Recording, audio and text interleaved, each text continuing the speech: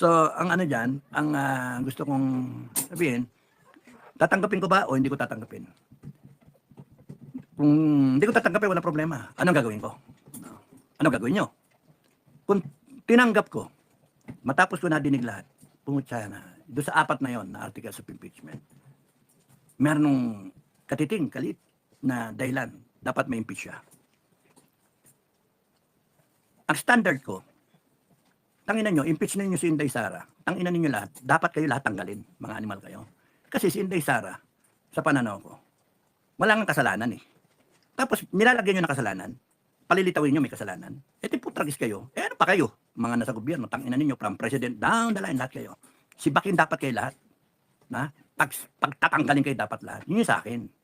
Kasi pagkaya, if you find pinakamaliit, nakatiting na dahilan, impeach niya si Inday Sara, at gusto ninyo tanggapin ko bilang mamamayang Pilipino, no? Advance thinking na ako mga kababayan. Dalawa lang yung tanong, di ba? Tatanggapin ko o hindi ko tatanggapin. Kung hindi ko tatanggapin, walang problema eh. Evolution eh. Evolution yun eh. And somewhere in between, from now hanggang dun sa magkaroon ng verdict, anything can happen. May mga trigger point. Example, nakunod, Duterte, si Tatay Digong, may nangyari sa kanya.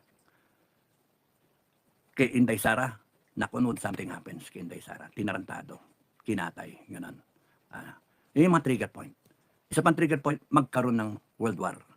No? Na pwedeng magkaroon dahil sa US-Russia, nag-aanuhan eh. Mag-all out na yung US sa Iran. Merong defense pack ang Russia at China. Ganun ba? Sputnik gang.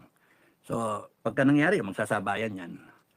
Taiwan, China, Taiwan, and then tayo, maingay tayo, ganyan-ganyan. Lalaban tayo 1 month, sabi ng AFP. Isusubo tayo sa gera nitong administration na to.